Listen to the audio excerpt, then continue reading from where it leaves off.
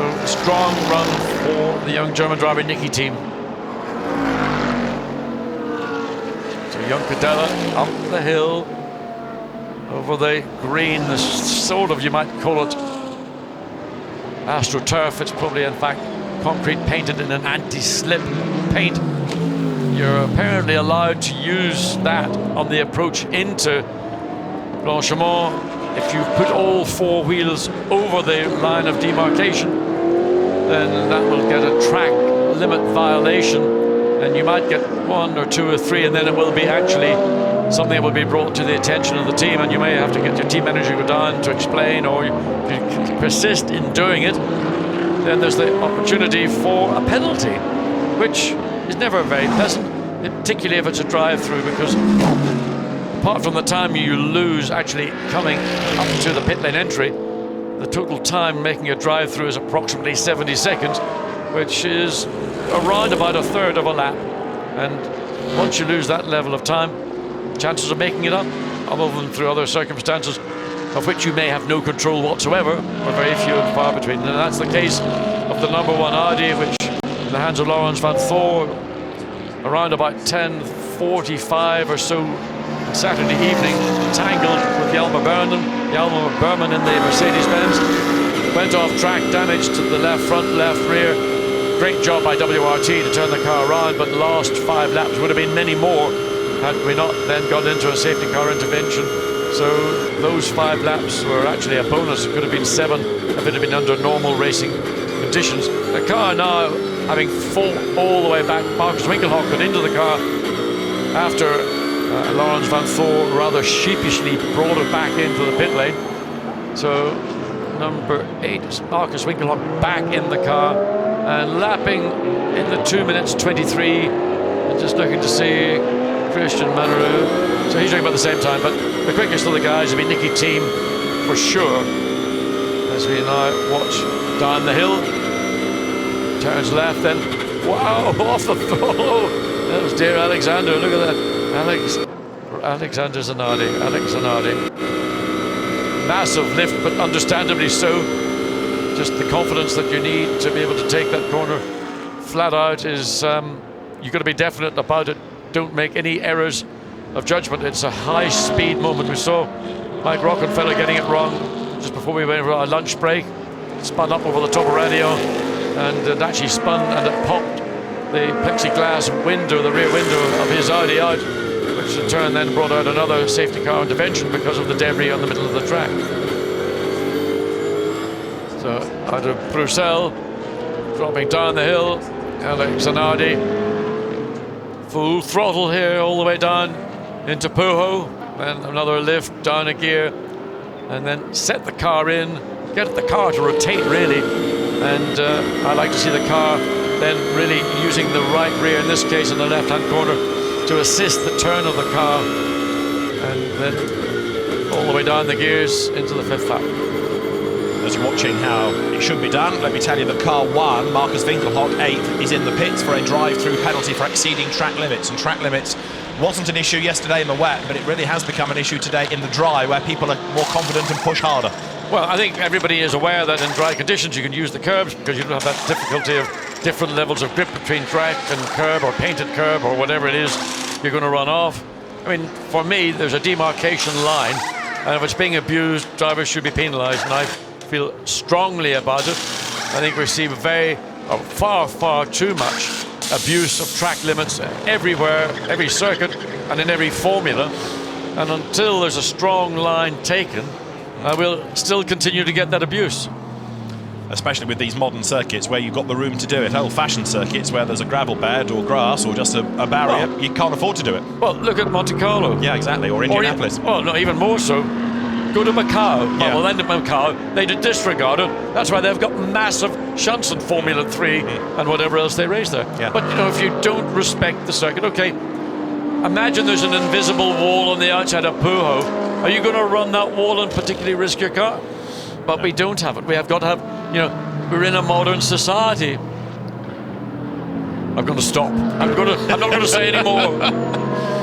But when that was grass on the outside of Pawn, people did not drive on the grass. But now it's tarmac, they run wider onto it. Well, if you did run on the grass, you'd rotate rapidly. Exactly, and that was it, game over. Down the pit lane goes 99. This is the Mercedes that's just served a routine stop. Danny Juncadella brought it in. Stef Dusseldorp takes it back into the race. He can stay in that car now to the end of the race if the team wishes. And that car is in third place, being pursued vigorously by now Christian Mamarov in number 5. Just looking to see whether or not 99 has lost a lap after that stop. I think it's just about on the lead lap, but a long way adrift now after the stop. Well, there's the 4th place car coming through the final chicane, and we just saw the Mercedes making its way back up onto the Kemmel Straight.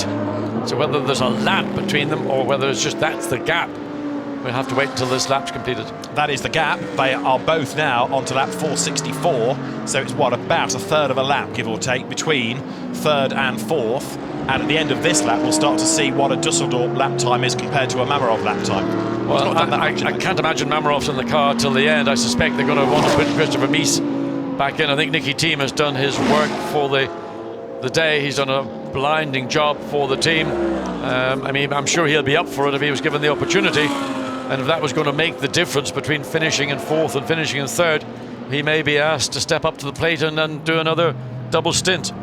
But he will have driven the wheels off the car all the way through since we returned at 8 o'clock in the morning. And he's really brought this Phoenix Audi into contention and really shadowed the sister car with the 3 Le Mans winners, Marcel Fassler, Andre Lotterer and Mike Rockenfeller. In fairness to those 3, they're not GT3 specialists. They're accustomed to driving very high downforce LMP1 cars or whatever else they might do when they're not in an LMP1 car. But the difference is going from that level of downforce and performance into a low, relatively speaking, downforce GT car with a lot of weight much higher up. It's a different skill, and it takes time to make that adaptation. There's 99 then. This is Stef Dusseldorp back at the wheel. We've seen him in GT racing now for many, many seasons. Having come out of Formula Renault, the Dutchman. He was good in McLaren's in the old MP4 12Cs. Came back to Hexis when he ran and won with that team. Comes over the timing line. Now, of course, that lap that he's just done was out of the pits. This is the first flying lap we need to keep an eye to. And also we'll start to see what the gap is. If it's over a minute, we just get it shown on the screen as a minute. But when it starts to come down, if it does come down, then we can monitor it more closely. So in the first sector in a moment, when he breaks the beam heading up towards Le Combe, we'll start to get an idea of the pace of the Mercedes. On the last lap, the first sector time from Christian Mamarov was a 40.6. Dusseldorp heads up towards the first sector beam now. Look back, wait for the Audi. And the Mercedes heads up towards Le Combe. It is on its 465th lap, and that sector time is a 40.4. So straight away, Dusseldorp looking as though he's going to be able to extend the margin, in fact, over Christian Mamarov, who goes over the timing line now. And the gap is 49.4 seconds. That's the starting point there, 49.4. That's a big ask to try and cut into that to make any substantial reduction in the, well, virtually you might well say 50 seconds to ride it all out. So Christian Mamarov is going to have to do a lot of deep, there he is, taking a lot of the curb on the inside of Eau Rouge and really trying to make the entry into the right-hand cut as straight as possible. That's one of the changes that has occurred over the years at Eau Rouge. It used to be a distinctive left-hand corner and then you would cut back to the right. But again, as a course of what is called progress, and that you have to wrap safety. You know what I mean, Dave? I'm with you all the way here. So yes, I know. Now you can take half the car over the flat curb on the inside as you make your left-hand cut. It's not even a turn, it's a cut. And then you cut back to the right. So the Audi 4th, Christian Mamarov at the wheel, down towards Speaker's Corner. There's the AM class leading Audi. We talked about the damage on that rear wing. And one of the cars that we've been following in the AM category, number 50, Ferrari, the Kaspersky Ferrari, that I'm afraid is out of the race. And Alexander Moiseev has been one of the drivers. Let's catch up with him in the pits with OJ Borg. Alexander, you're not wearing your race overalls anymore. What happened to the car? Well, unfortunately, it started since the very beginning. We had some technical troubles. We've been struggling for the whole weekend. And unfortunately, we had to stop here. So the last moment was, again, the trouble with the gearbox. And we didn't manage, our driver didn't manage to make it back on the track, to make it back the engine on. So we had to retire the car. On a positive side, you managed to go quite a way into the race with those problems. Sorry? On a positive side, you managed to go quite a way into the race with those problems. Yeah, we managed to start really well. We've been in ahead for quite a long. We've been doing quite well for a quite long time, but then we had to come back. But anyway, you know, you are part of the history, so it's really great. And what has it been like as your driver lineup racing here at Spa during this 24 hours of Spa? Yeah, it's Spa. You know, it's something everybody is dreaming to be at. So for us, it's the first race here. So we just started. We have to come back to show good result overall end of the race, but I think it's a good beginning. So we managed to arrive almost to the end. It was a good struggle, but we managed to make ourselves be part of the history. You know, Spa is really something historic, something really great. Alex, we'll see you next year. See you. Thank you very much. Alexander Moiseev then. Sad to say that car out of the race. AF Corsa came with its usual Ferrari dealership of innumerable 458s down the pit lane. There is the leading Audi. For my money, this has been one of the star turns of the race. I'm not just saying this because Stuart Parker's a good old boy, the man that runs the team. But, I mean, it's an amateur class, an Am Cup car, and it's in 17th spot overall. It's humbling some of the pro cars, some of the pro-Ams. Here is a replay of turning through Eau Rouge. And a little twitch. It is Callum McLeod, isn't it, still behind the wheel of that car. But as I was saying, I think that's done a really good job to be so far up the order overall. I know we've lost a few, but they've just done a great job. But actually, over the season, it's been a very consistent car in the AM category. And I think, you know, part of the lineup is Julian Westwood, a driver who back in the 80s was destined for stardom. It didn't quite happen. And then he went off and got involved in other areas and has come back as a part of this AM team. And as a team, it's a really strong, professional, but within the whole ethos of the category it's running in, and they're doing a strong job. The fans getting themselves ready for the final few hours. Umbrella there, just in case. Let's hope that's not going to be needed. There is this threat of rain, though, still, as we've got just over 2 3/4 hours of the race to go. The number 99 Mercedes, then, turning its way out of La Source. Now, that car third is being caught in a way by Christian Mamarov's Audi. I say it like that because it was only a 1/10 of a second last time, and that really can be down to traffic or just a curb rather than a proper gain for the car behind. So Dusseldorf's lap time is last lap through a 2:22.6. Still looks as though that Mercedes has got better pace over the Audi chasing it. Into the pit lane there from 9th in Pro Cup is Hubert Haupt for Black Falcon. That was a car that had the driver's door come off yesterday in the pit stop, wasn't it? Yes, it was. It was a bit of a pantomime as they tried to get it all. You know, it's quite a complicated hinge system because of the door being a gull-wing door. It was quite tricky for them to get it all to, you know, bits into, you know, all into. It's a bit like a suspension bridge, basically, but in the door panel. Stop concluded, and the car burbles its way into life, rumbles down the pit lane. And you can tell that we're heading towards the end of the race because now the stands are becoming busier as the fans come back out to cheer home the finishers. 23 serving a pit stop. Alex Buncombe brought it in, and Alex comes from a good racing family. Brother, a former Le Mans class winner. Dad, Jonathan Buncombe, a successful saloon car racer in touring cars and super saloons, was a regular in the 24 hours in the days when it was a touring car event. Grandfather, John Buncombe, a very successful racer years before that. And Alex's newborn was at Silverstone for the Blancpain round, taking in the delights of endurance racing. So there's another generation on the way, I think. Well, certainly he's being inducted into the fraternity at the earliest opportunity, as we saw with Alexander Sims, young son, doing likewise. So work on the right side, get those wheels, tyres changed as quickly as possible, and the car now handed over and back out onto the track. So the 23 Nissan that's had a pretty horrible race in many ways. It's 22 laps down, but it's still going. It's 19th. And what it needs to do, of course, is get into the top 9 in the Pro Cup to score points and to give Alex Buncombe, Wolfgang Reip and Katsuo Masachio a chance of winning the Pro Cup at the Nürburgring. This is how we are overall. We're on lap 469 now, and the top 2 cars are in fact on the same lap, but when the graphic was done, they were at different sector points, and therefore it looked as though there was a lap between them. But I promise you that 468 laps have been done by both the BMW and the second-placed Audi. Now the leading car for Marc VDS is 46. Interestingly, just looking down timing and scoring, the Yeah. top 4 cars are all on their last lap, lapping within the 2-minute 23. So the pace at the front from here, the lead car, has fallen away a little bit more into the pace of the number 2 Audi, which has got Nico Müller behind the wheel. Steph Dusseldorf, the quickest of those top 3, and then Christian Mamaro in the 4th one, just sort of getting into the 23s. So the 21s that we were seeing from the lead cars 2-3 hours ago, maybe it's just the end of the cycle in some cases. Maybe with the temperature increasing, it's gone up. It's now 18, just under 19 Celsius. Track temperature 22.5 Celsius. Maybe it's just, again, the tyre reaction to the increased temperatures causing that slight drop off in lap times. Number 9 is due a pit stop, and belt's just being loosened a little to make the pit stop that little bit quicker. Up towards the completion of the lap then. Number 9 at the moment has got Alex Zanardi behind the wheel.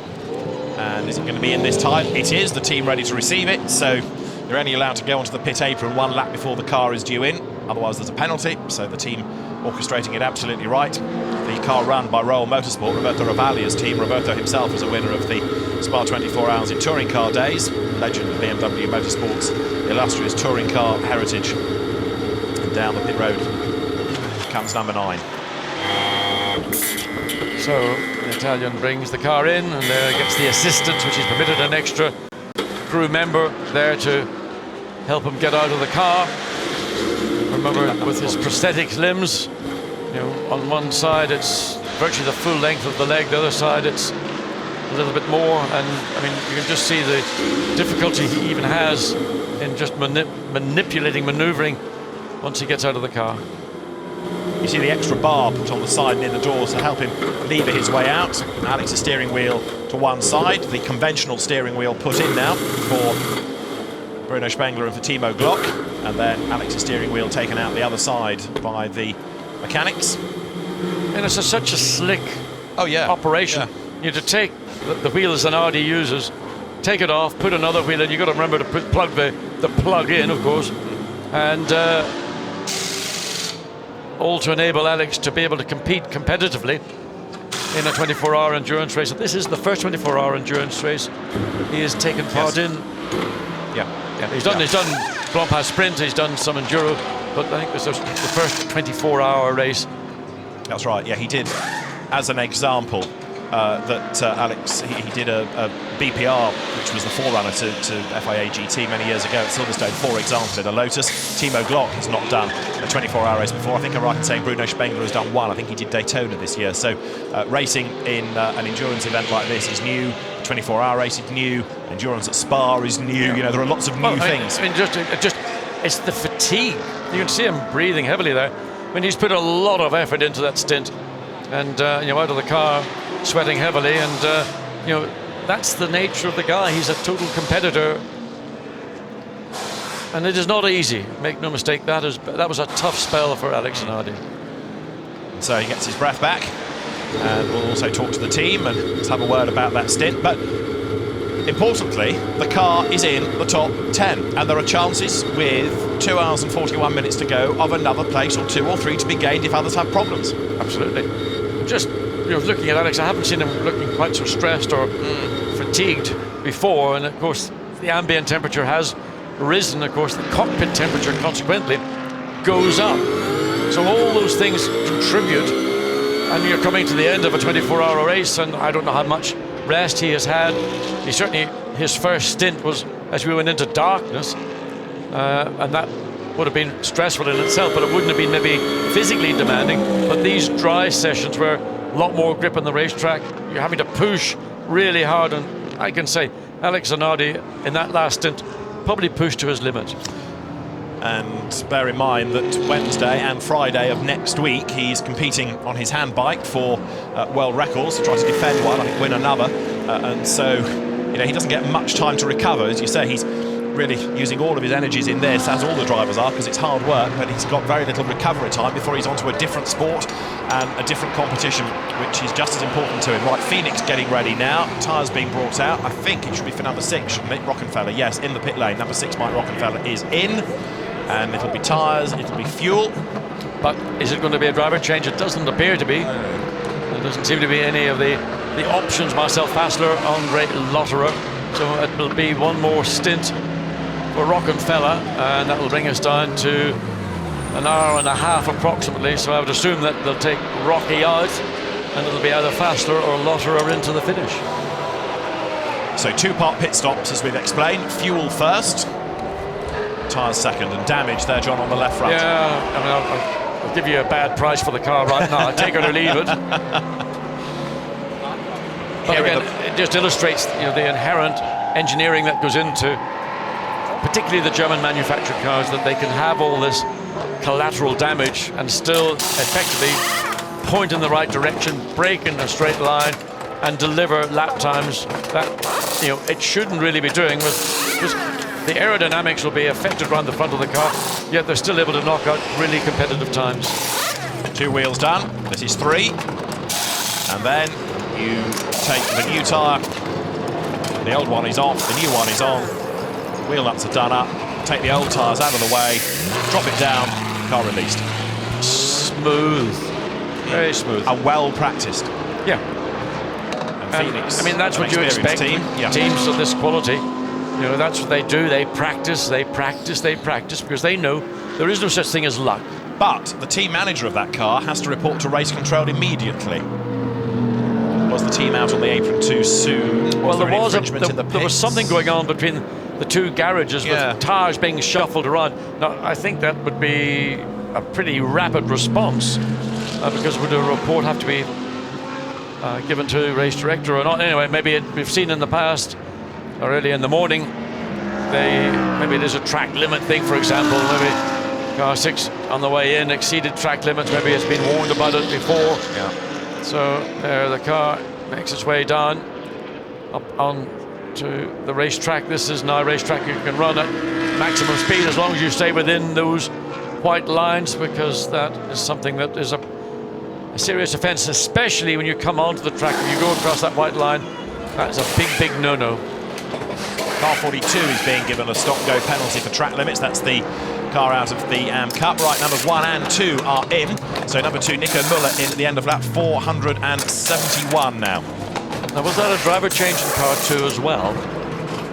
Because in that case, who are we going to see in it? Because I'm not persuaded that Stefano Telli will go back into this car. It'll be interesting to see, because certainly the car came in a short stint. Stefan was taken out, Nico Müller was put in. They've also done a shorter stint again. That was 25 laps.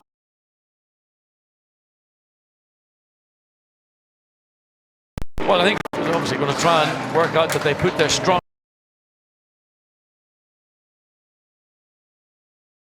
one stint, which may be another shortish one, and then the 2 final ones. But again, bringing the car in a little bit early. Nico Müller's pace was looking pretty good. Anyway, we'll see what the reasoning is and what the next stint has in store for car number 2. It's about to rejoin the race. And there it is. It's number 1, rather. First of all, comes out of the pit lane. That's the Marcus Winkelhock car, which is currently in 8th spot. And there's number 2. So it is Frank Stippler behind the wheel. I could see Frank Stippler bringing this to the end, couldn't you? He could do. I mean, Frank's got the endurance, and he's got certainly the experience and the success behind him.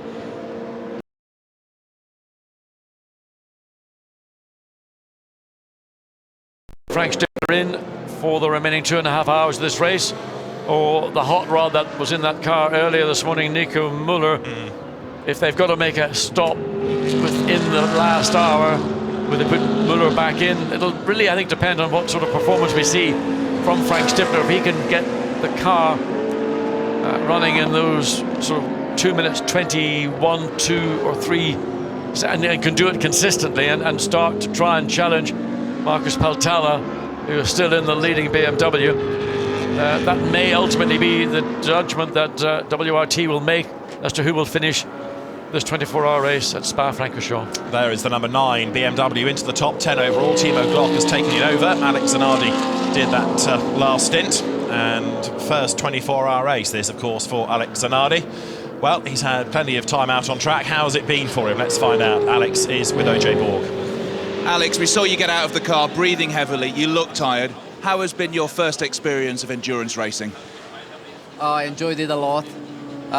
It's terrific. It's a fantastic challenge. It's a real adventure. So for sure, if ever I will have the possibility, of course into a BMW car, but I would love to repeat this experience because I'm young after all, you know, I still have a long career in front of me.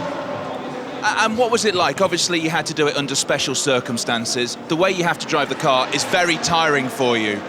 Just explain how that works.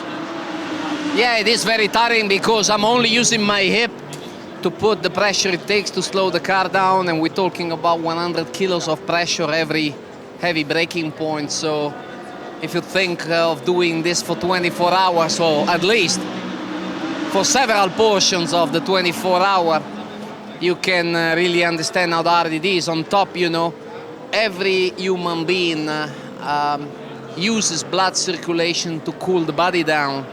And the extremities are really the cooler of our body. So for me, not having my legs and having my arms strapped into the racing suit and to the gloves is like being an engine without a cooler. So I sweat a lot. I mean, it's amazing, but if you touch my overall underneath here in my feet, it's wet. So I don't know how the sweat got there, but somehow it did. And into the last stint, it was even harder because not only we had a problem which blocked airflow, so cooling in the car was seriously compromised, but also the drinking bottle was not longer working. So, but Jens Marquardt said that's why I get the big bucks.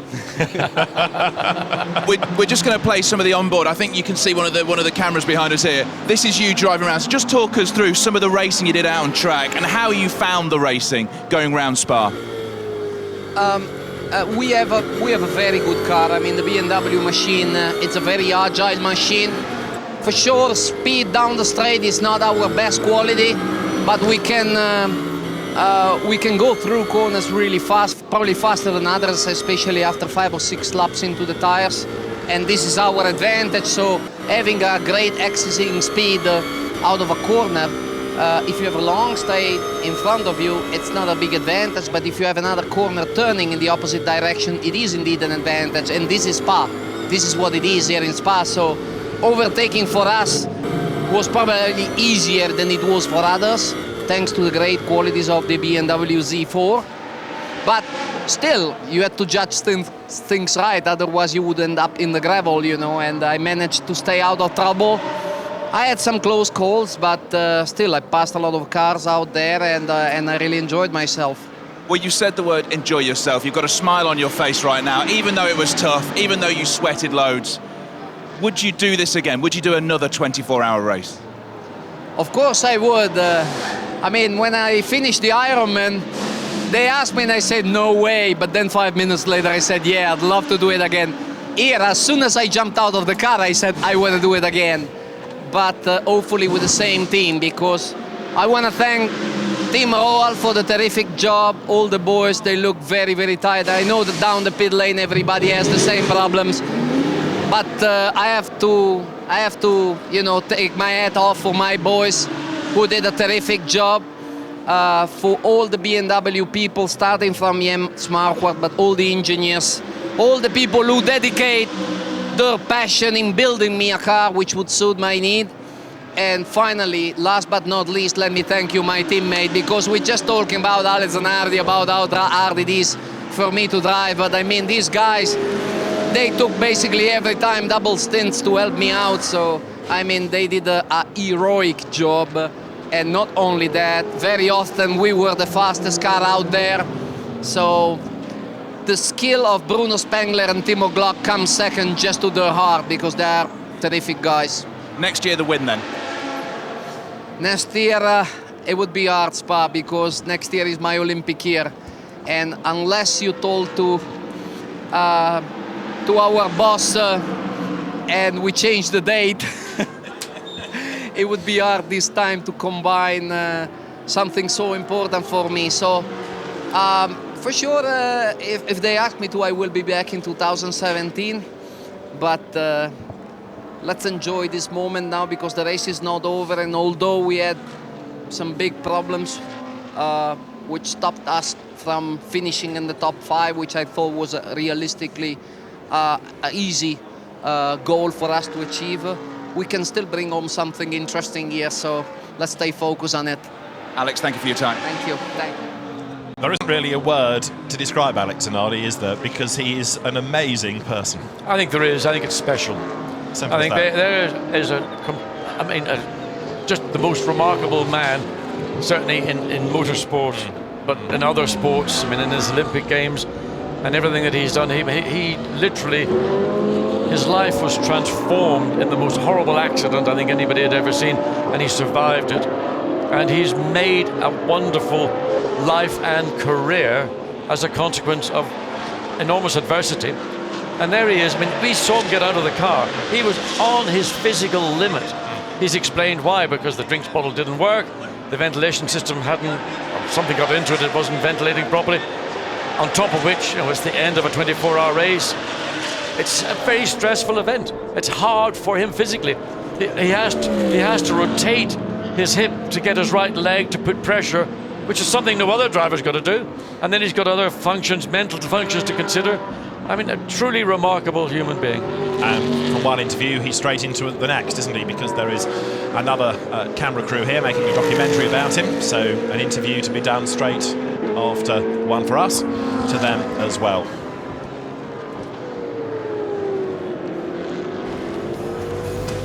Let's just remind ourselves of what's been going on in the Spa 24 hours. That rain of yesterday now seems quite a long time ago. We are into the final 2.5 hours, but this was what got underway. Wet road, McLaren's 1-2 on the run to the first corner, with poleman Frank Stippler falling back into third position. Frederic Verviche, though, in his Audi, was the first casualty. The ISR car just glancing off Jean-Carl Vernet at the exit of Buncombe, then tagging Tony Villander as he went by. 75 rejoined as we had Tony Villander arriving backwards a couple of laps later and into the gravel bed. It was a brake caliper problem. They also had to sort out the rear wing after that was knocked in the garage by a fuel churn. In fact, Guy Smith in number 7 Bentley was working his way up the order before we had the first safety car period. Number 90 Gilles Duquesne off the road spectacularly at Buncombe, but worse up there was to come. That brought out the safety car, of course, and the 2 safety cars in operation rather broke up the pack. On the restart, the field accelerated away, but we didn't go for long before Karim Auger had a huge off at the top of Buncombe. Photographs that have come to light since showed how close the car came to flipping over after it hit the barrier and bounced into the air. It was a long safety car period. Karim, thanks to say, was okay, but frustrated for sure. But what it meant was that with the barriers badly damaged, it was a long safety car period for the repair work to be effected.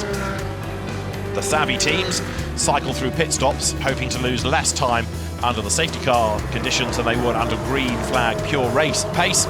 Mark VDS was another such team, bringing cars then into the pit lane, cycling through and trying not to lose very much time at all. That then enabled Bentley to do likewise, get back out on track as the Spa circuit staff toiled away to get those barriers sorted out, ready for the restart of the race. And while they were behind the safety car, so the road was drying, and that meant that a number of teams tried to roll the dice, use the weather conditions to their advantage and buy back some time by pitting and going on to slick tyres, and it looked like it was working. A dry line was just about emerging, and then the heavens opened once again. The rain came and Spa was soaked. Those that were on slicks had to come back in and change onto wets. A very frustrated Christopher Meese was on his toes to get back ahead of Mauro Engel as the cars surged their way up through Buncombe. Early in the race, Curie Cost led Pro-Am with the BMW Z4. The rain intensified, full course yellow was required, and that would soon become a full safety car period after Jean-Carl Vernet and Michele Rugolo made contact. Rugolo out on the spot in the Ferrari. Vernet got back to the pit box, but ultimately more damage, more dramas put him out of the race. 63 Lamborghini out of the race with an engine problem on Sunday morning, but it was up to second place early evening, up from the back of the grid after an engine change. Mirko Bortolotti going strongly. and number 1. René Rast, the man behind the wheel, led the race as both the Mark VDS BMWs benefited on the second safety car pit.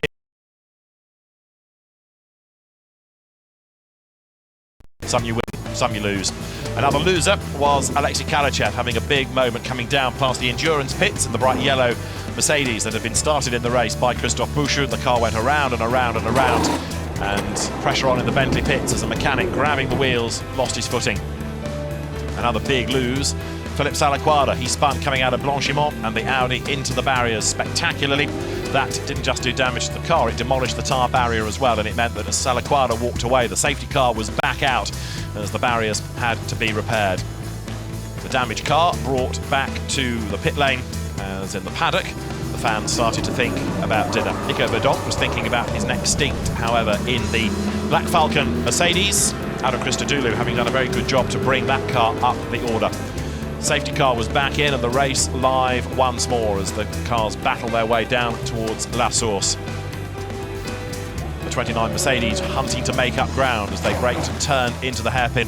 On track, there was still plenty of excitement, and Alex Zanardi prepared himself for his first stint in the Spa 24 Hours of the specially adapted BMW Z4. Number 2, with Stefan Ortelli at the wheel of the WRT run Audi rejoined. There was a delay in getting the Mark VDS BMW back into the race, but worse for Ryan Ratcliffe, a big off coming out of Blanchimont.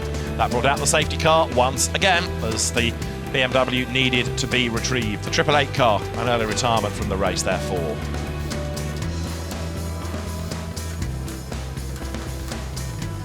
As the teams prepared themselves for the long slog through the night, the consolation was that at least it wasn't raining anymore.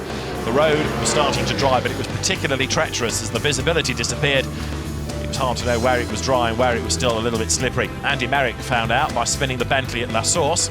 The number 17 Ferrari of Insight Racing did likewise. Worse was to come for Merrick as he crashed at the top of Les Cons, and that was the end of the Bentley number 7's race.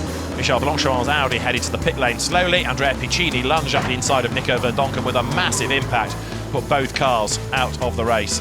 And then drama for Laurens Vanthoor because he got frustrated behind Jelmer Berman. He made a mistake, he went off the road while trying to lap him, and 5 laps were lost as the number 1 Audi went into its pit box for the repairs to be sorted out. The car lost relatively less time than it could have done because the safety car was back out to clear debris off the road, and everybody had to circulate behind the 2 safety cars until we went green once again, by which stage the race was developing into a fight between Audi number 2, BMW 45 and the 99 Rover Racing Mercedes. For the fans though, the off-track distractions started to appeal. There was the concert, the trade mail, the fireworks, beer, food, and Max Buch was struggling to get his Bentley back in the right direction, having lost it coming out of the bus stop. Overhead, the fireworks were certainly spectacular, but there was still drama on track. 23 Nissan clanging into the side of the Insight Racing Ferrari heading up towards Les Cons. For the teams, it was a long night. Mark van der Straten nearest the camera, catching up on a few much-needed Zeds early morning. And when he awoke from his slumbers, he discovered 45 with Augusto Farfus at the wheel leading the way and opening up a gap over the opposition. 4th and going metronomically was the 99 Nico Bastien-driven Mercedes, with number 2 Audi getting the lead back on the next round of pit stops. Gary Kondakov had a spin with the Kaspersky-backed AF Corsa Ferrari. He was able to find a gear and rejoin. Number 2 Audi rejoined the race. Number 6 Mike Rockenfeller had this big spin coming out of Eau Rouge and lost the engine cover. A full course yellow was pulled for. Well, that bodywork could be retrieved, but Augusto Farfus, as the race leader once more, was just carving his way through the traffic. He was relentless and very brave indeed, going for any gap available. The lead gap extended after the number 2 Audi had a slower pit stop with a stuck wheel. But 45 was taken over by Dirk Werner, and he tried to extend the advantage over Nico Müller in the Audi. He'd taken over from Ortelli, who'd taken over from Stippler, the 3 of them working well as in glorious sunshine the cars battled on towards lunchtime. In 4th place was the 2nd of the Mark VDS BMWs, but that was starting to chip its way up the order. A battle was about to take attention as 46 squabbled with the number 99 Mercedes. In the AM Cup, there was the number 111 Kessel Ferrari turning its way for a podium finish. Drama for 63 Lamborghini. Adrian Zaug had a rather smoky exit from the race as the car came to a halt coming out of Le Col, and a very frustrated Zaug wanted somebody to come and put out the smouldering engine. The fight for third, Nick Katzberg ahead, Nico Bastien alongside him, but Katzberg did a great job to repel the challenge and hang on to the place, and he'd gain another spot soon after as Dirk Werner had an engine seize coming down towards Bruxelles. Massive drama for the race-leading car. It was out on the spot.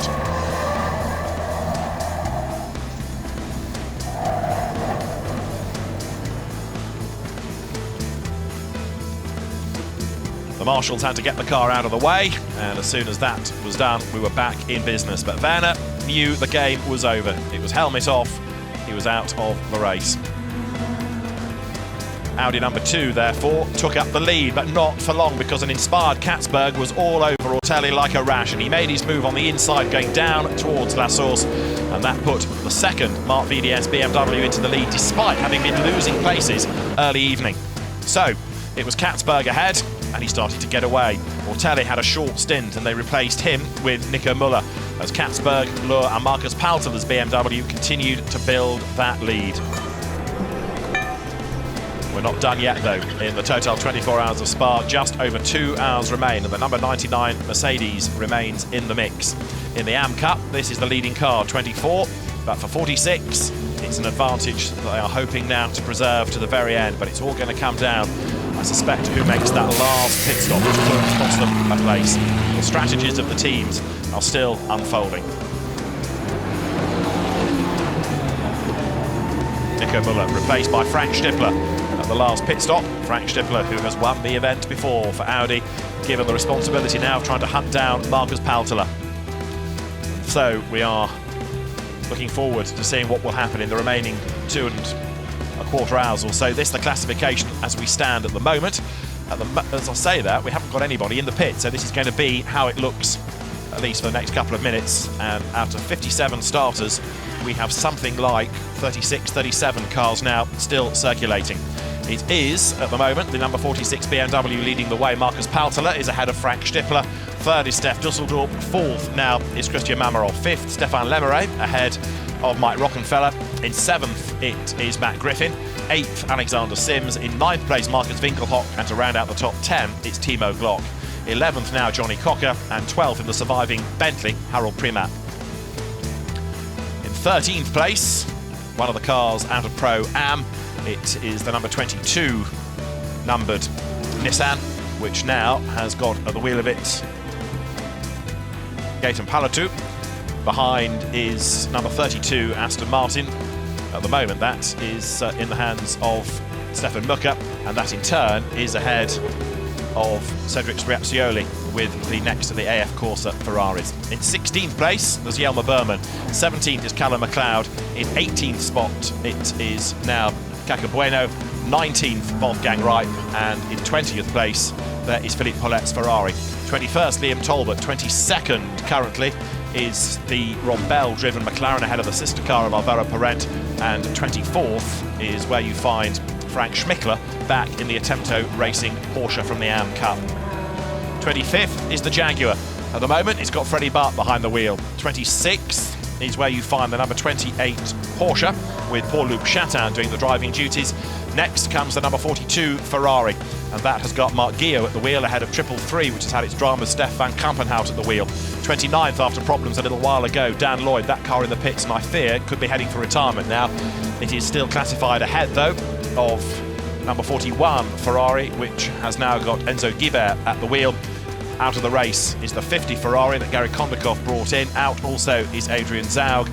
Delayed, and in the pits is the number 12 BMW. Henri Assid brought the car in, and that looks like a retirement. Luis Plato is out of the race in 35th. 36th, and also now a retirement, is the 36 Santalock Audi, and the rest are, I'm afraid, retirements as well. Christian Kelder stopped out on track. Number 100 retired into the pit lane.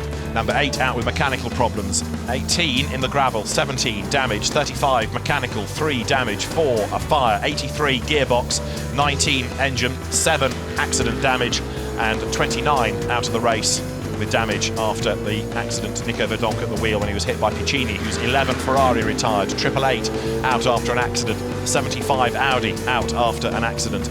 Number 70 out after an accident. 73, the Nissan of Sean Walkinshaw, out after an accident. 53 out after an accident. 15 BMW crashed out, and number 90 was a retirement at the very start of the race. Gilles Duquesne crashing out. 240, number 240 BMW, not a retirement. It won't get classified because the car does 24 minutes in each quarter of the race. It's raising awareness and trying to raise money for Belgian cancer charities, for Belgian touring car and GT legends doing the driving duties. We'll see that car towards the end of the race.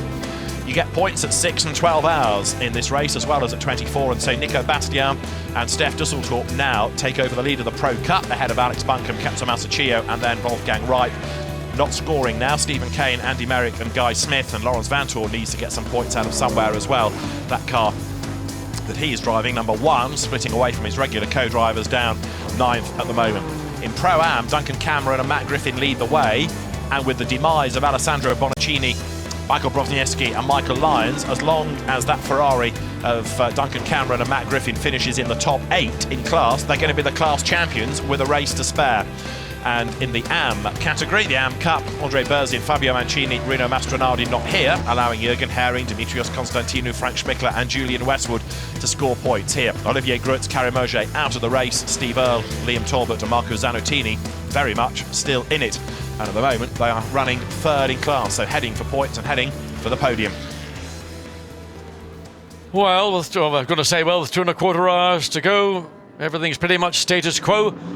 And unfortunate to see the McLaren, the 58 Von Ryan racing car of Shane van Ginsberg and Rob Bell, Kevin Astra, as it's just made its way onto the pit straight. It has missed pit lane entrance. Was there a problem, or did it just grind to a halt there? We see the car coming up into the corner. Everything looks normal there, and all of a sudden it's as if it's just lost all forward motion. Was it electronics, hydraulics?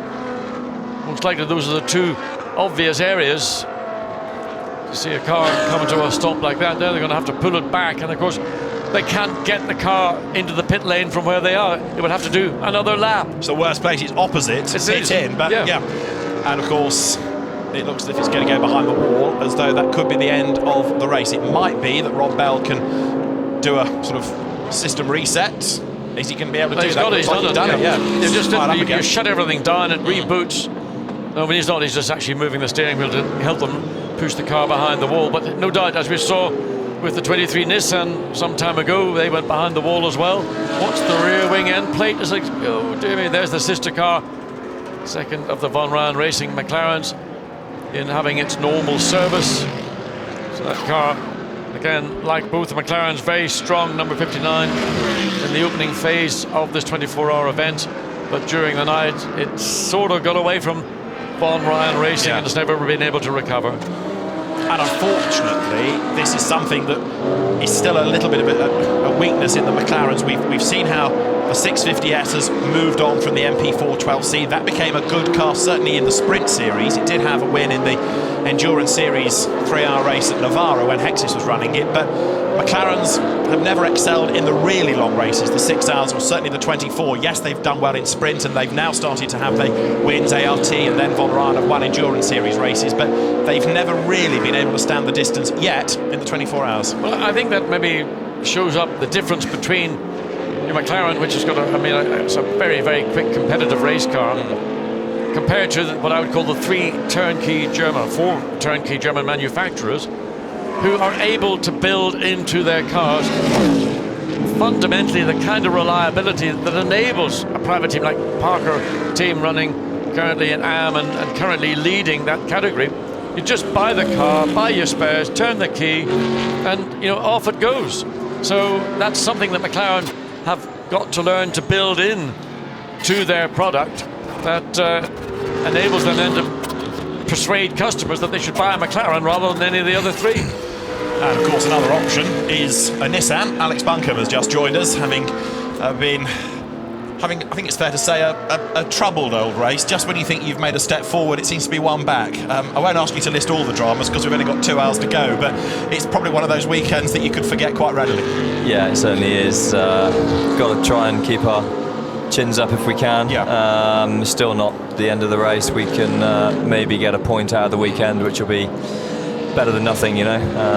Yeah, it's been somewhat a troubled weekend, you know, right from the start really. With qualifying didn't really go to plan. We didn't get in the top 20, which wasn't the plan, obviously, and the race hasn't been kind to us either.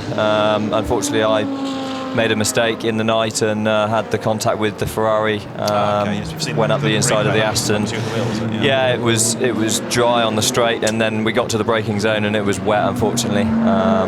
Yeah, I should know better, really. At least you're honest about it. We've just seen Rob Bell's McLaren behind the wall, and he's trying to get it back into the race. And a similar thing happened. I think Wolfgang was at the wheel of your car. It stopped, and we thought, as we'd seen the car be pushed away, that was game over. What did he do to get it going? What was all that about? Well, it was actually the fuel relay that failed.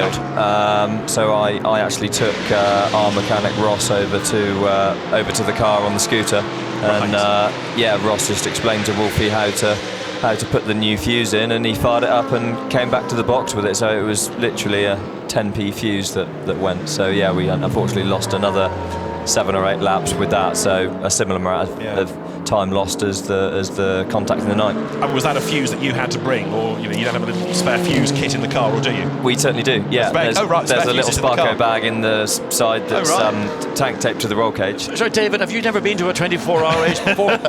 Every team has got a little tool bag or something stuffed in the car with a bowl, or not bowl, but all the usual gubbins. He's been before. He just sort of trying to draw this out of you. No, we've got a spare. We've got like a mobile phone inside the car as well. If we lose radio and we need to speak to someone to ask, you know, if we break down or whatever, then yeah, we can get in touch. But unfortunately, the accident that I had in the night, which was about 11 o'clock, unfortunately it has damaged, as you can see, the splitter, and we've got no dive planes on the front, and we've been having to run the car with massive understeer. Our times aren't fantastic, and it really is a handful to drive the car at the moment. We've just got massive understeer, especially in the high-speed corners, and unfortunately we're getting some track limit warnings at turn 3, but it's literally so hard to drive up there. Alex, is that understeer only on the side where the dive planes are missing, or is it both left and right? No, it's only the left-hand side, but it's affecting the car through left-hand, right-hand corners. So Eau Rouge, yeah, massive understeer, and as you can see there, Wolfgang just ran a bit wide there. On as well, so it's the left-hand corners as well. It's really affecting the car, so it's probably affecting us about 1 second to 1.5 seconds a lap. So, you know, on new tyres and full tanks, we can do 23s, which with the damage I'm quite happy about, because we could probably be in the high 21s or something, you know, without the damage. So yeah, it's a shame we've had to run with that for so long as well, and we're obviously wanting to claw back, but it's so frustrating having a car that's got so much understeer that it's really frustrating. But we'll try and get a point out of the weekend. We're going to make you blush, I'm afraid.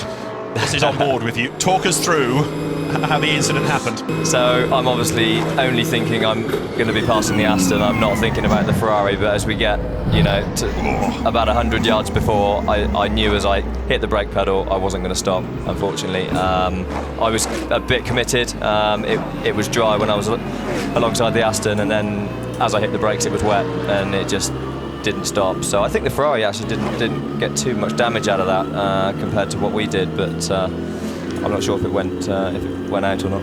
As a consequence of that incident, I mean, that would be seen as an avoidable accident. Did you get brought in front of the beak and get legs smacked, or was it just simply seen as a racing incident? I think it was just seen as, you know, if it was dry it would have been fine. It was, you know, it was obviously track conditions. And you were the quicker car? Yeah, for sure. I caught both of them. It was the Aston and the Ferrari. The Ferrari was going past the Aston, and I was trying to go past the Aston as well. I mean, it looks on TV like I'm trying to pass both cars, but I wasn't even attempting to get past the Ferrari. So let me throw one more thing at you. Are you going to get back in the car before the end? Well, if the timing's right, I think I should do the last sort of half an hour, 40 minutes. Okay, because one of our viewers has tweeted to say there's rain already over Brussels, and it's moving our way. It hit the channel heavy this morning, due at Spa, light rain at 3 o'clock and heavy by 4. Right. That's just what you need, isn't it, with a damaged car that won't handle? Yeah. Well, it actually shouldn't affect it as much in the wet as the dry, I wouldn't think. The speed's obviously a little bit less.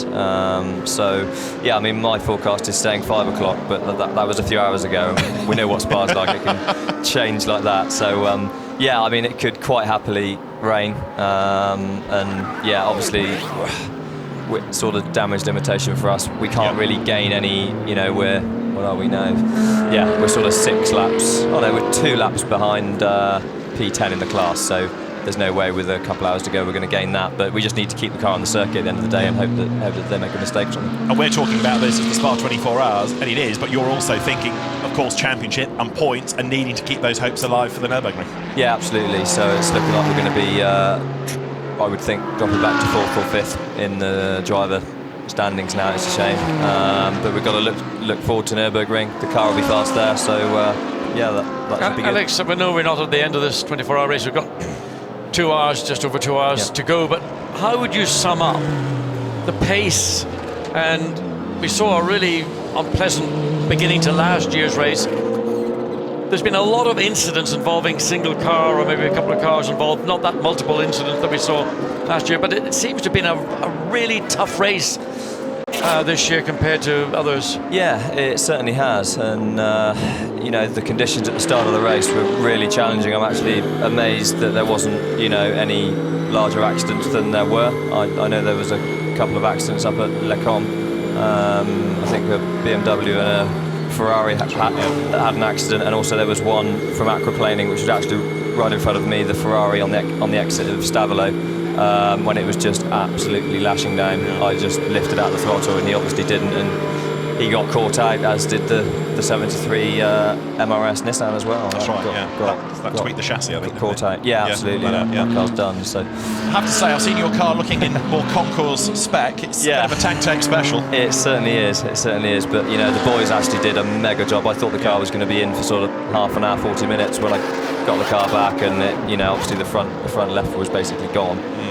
The guys did a stellar job. I think we only lost about 7 laps. So, yeah, all credit to the boys. They did a mega job there. That one looks a lot smarter. It certainly does. It's had a relatively trouble-free race. I just spoke to Ricardo Sanchez, the driver of the car, and he said they've lost some dive planes, which I can see now on the screen. Yeah, they've lost their right front dive planes as well, so they're struggling a little bit with the understeer as well.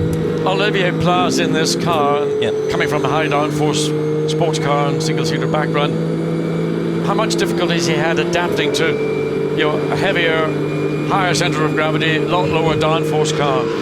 He's got on extremely well with the car. The test day, you know, at the end of the day, he was like, oh yeah, you know, I need to look at the data and see. You know, I think he was about a second off, but he's come to the race week and he's been right on the money. So, and he's a great guy, and it's been great to have him on board. Good, excellent. So now you've got to go and have something to eat, get ready. I've just had a bit of lunch, so I'm going to go and change and maybe grab a quick shower. And get fueled up ready for the last time. Absolutely. Good to see you again. Thank you, guys. Let's hope you can get in the points and hopefully keep the hopes alive for the Nürburgring. Thanks very much indeed. Alex Buncombe then from the team RJN Motorsport Nissan, and the car at the moment running in 19th place overall, but it's the class position and the class points that are important, and top 9 scores you points within the Blancpain Endurance Series in each of the classes, John. Yeah, I mean, really very embarrassed. Oh, it's a disappointing sight. Rob Bell walking back. And of course he's on the other side of the racetrack, and there's no way to get across, and he's going to walk all the way. I don't know where he's going to have to walk to find an access tunnel. There probably is one there. It's right there. Well, he's not going to try and climb over the top, no. is he? I don't think that's a very good idea, Rob. You might have to walk all the way around and make your way. Oh, he's going to go under the gate. Limbo dancing, Rob. Yeah. Well, let's see. I know he's a thin chap. Yeah, perfect. Look at that. Cat burglar Bell. But just to go back to Alex Buncombe, what the team are going to try and do is ensure that the championship battle will go to the 3 hours at Nürburgring rather than having it wrapped up here. So that's their aim. And Rob Bell, well, a bit of hospitality, you could stop off and have a refreshment. Well, you know, and I suppose if you think back to the days when racing drivers really, you know, were racing drivers. I'm not talking about now era, I'm talking back, you know, in the days of the 30s when it was a gentleman's sport, and of course they enjoyed all the benefits that went along with that.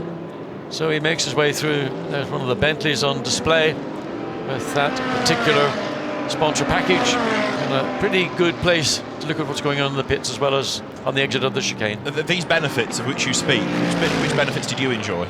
I'm talking about the gentlemen in their 30s, when at a different time. They'd have stopped for a drink, would they? Oh, they would have done everything. I mean, we would have never done that because we were professional drivers. Athletes. I wouldn't have said that, but I think that probably sums it up pretty well. Well, the real sadness of what we've just seen is that Rob Bell is out of the race. He may have proved that he's about 3 inches wide and can slot under anything, but sad to say that we've lost one of the Von Ryan racing McLarens, the car that led, of course, in the hands of Kevin Astra right at the start of the race. And Rob Bell, part of McLaren's factory programme, another star GT driver, but sad to say this weekend it's retirement, and the team have come to get him, so at least he doesn't have to walk all the way back to the endurance pits. There's a scooter for him. But Rob, the northeasterner who lives in St Helens now in Merseyside, I'm afraid to say, is out of the race, and we're into the last 2 hours here at Spa, and it's still number 46 BMW leading the way. And it is not a done deal. No, this race is not a cruise to the final 24 hours. It's a lot of racing going on, and the top 4 are all on their toes. They know that if something, a small error of judgment and overtaking a back marker, or just being overly aggressive and exceeding the track limits, anything that could give you a drive-through penalty, time lost like that could mean not only a podium position, it could mean victory.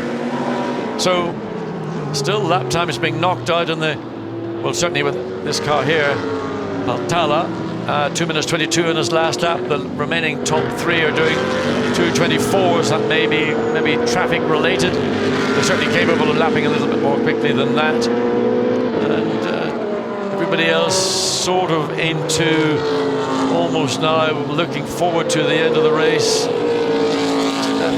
Stefan Mucker doing 2:23s. Yes, in the early. Haven't seen much of Stefan Mucker, have we? No, Haven't heard much car. either. No, Pro-Am car down in 14th overall. Now, just looking to see Marcus Pautela's lap time. His last time 2:22. He's still extending this gap over Frank Schlittler, isn't he? Yeah, I mean, it just looks to me as if right now the BMW Pirelli Sassy tyre package is on top of the opposition, because they are getting the best performance, lap time that is, over their competitors. And Frank Stippler, who is